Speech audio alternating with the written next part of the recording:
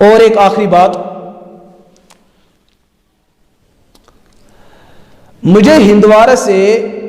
کل پرسوں ایک ساتھی فون کر رہے تھے اور انہوں نے مجھے ایک سوال نامہ بھی بھیجا تھا،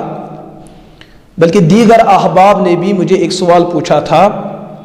کچھ لوگوں نے واٹس ایپ پر مجھے ایک فوٹو سینڈ کی کہ آج کل چائنیز ٹائپ کے موزے مارکیٹ میں دستیاب ہیں۔ اب ساتھی لوگوں نے اس موزے کی فوٹو بھیجی کہ اس پر مسح کر سکتے ہیں۔ موزوں کی جتنی ساری کمپنیاں ہیں، الگ الگ قسم کا میٹیریل ہوتا ہے، بنانے کا انداز الگ ہوتا ہے، اس کی شکل و صورت الگ ہوتی ہے۔ تو یہ ساتھی لوگ، احباب لوگ بار بار پوچھتے ہیں کہ ان جیسے موضوع پر مسح کیا جا سکتا ہے کہ نہیں۔ اصول کے درجے میں آپ ایک جواب ذہن میں رکھیں، جس قسم کے موزے کو اللہ کے رسول علیہ الصلوۃ والسلام نے مسح کرنے کے لیے استعمال فرمایا اور ان کی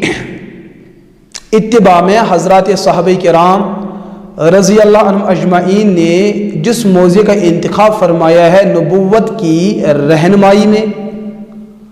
اور اس کے بعد جو تابعین یا اتباع تابعین نے، صحابہ کرام بالخصوص تابعین نے رحمہم اللہ علیہم اجمعین نے صحابہ کی موجودگی میں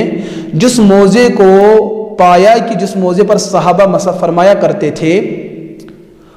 وہ جس نوعیت کا موزہ تھا، جن صفات اور جن شرائط کا متحمل موزہ تھا،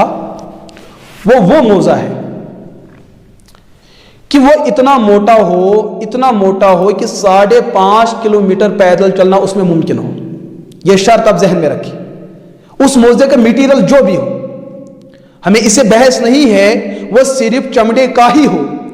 ہم بلکہ یہ بات عرض کریں گے اس موزے کا میٹیریل جو بھی ہو، چمڑا ہو، کپڑا ہو، ریگزین ہو، پلاسٹک ہو، جو بھی کچھ ہو،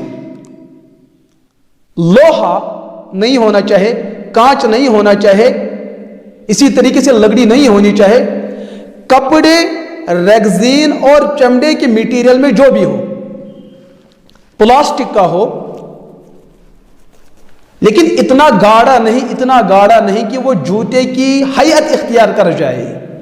کہ وہ جوتا جیسے اب دکھنا شروع ہو جائے، اتنا موٹا ہے، اتنا مضبوط ہے، ایسا بھی نہیں۔ ریگزین ہو، پلاسٹک ہو، کپڑا ہو، چمڑا ہو، اتنا موٹا ہو کہ اس میں اس موزے کو پہن کر 5.5 کلومیٹر پیدل چلنا ممکن ہو اور موزہ نہ پھٹنے پائے، یہ شرط اس میں موجود ہے۔ اور اتنا موٹا ہے کہ اوپر سے پانی ڈالو پانی اندر نہ چلا جائے، ایسا موزہ ہو۔ اتنا موٹا ہو کہ وہ پنڈلی پہ خود بخود جم جائے، ایسا موزہ ہو۔ ایسا موزہ ہو کہ وہ بغیر کسی گرہ کے، بغیر کسی بندھن کے، بغیر کسی چین کے، بغیر کسی زپ کے اور بغیر کسی پلاسٹک ڈالنے کے خود بخود پنڈلی پہ جم سکتا ہو، اور اتنا بڑا ہو کہ وہ دونوں پاؤں کی چاروں ٹخنوں کو وہ چھپا سکتا ہو، اور اتنا موٹا ہو، اتنا مضبوط ہو کہ جس کے اندر نہ پانی جاتا ہو، ساتھ میں اس موزے کو پاکی کی حالت میں پہنا گیا ہو، جس موزے کے اندر یہ جملہ شرائط بیک وقت ایک وقت کے اندر موجود ہو، ان جیسے موضوع پر آپ مسح کر سکتے ہیں۔ پھر چاہے آپ اس کا نام چائنیز مال دو، چائنیز موزہ،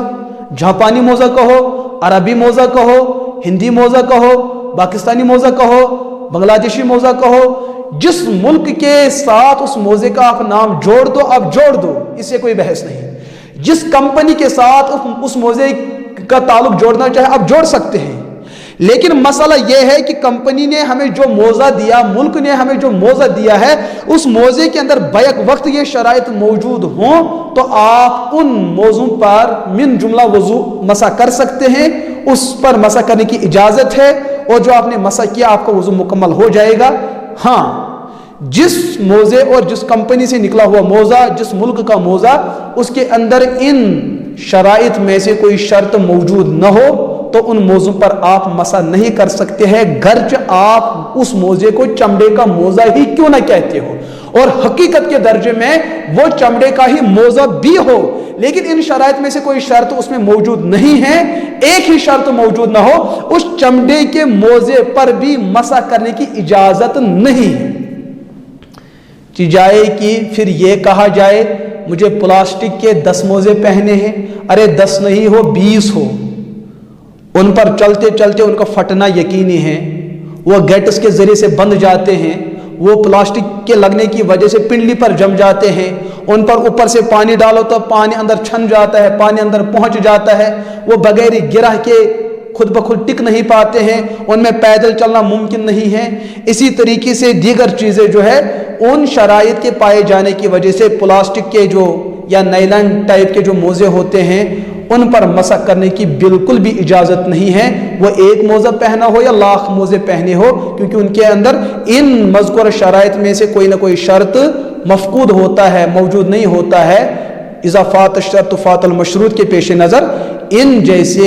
موضوع پر مسح کرنے کی بالکل بھی اجازت نہیں ہوگی۔ اللہ ہمیں مسئلہ سمجھنے کی توفیق عطا فرمائے۔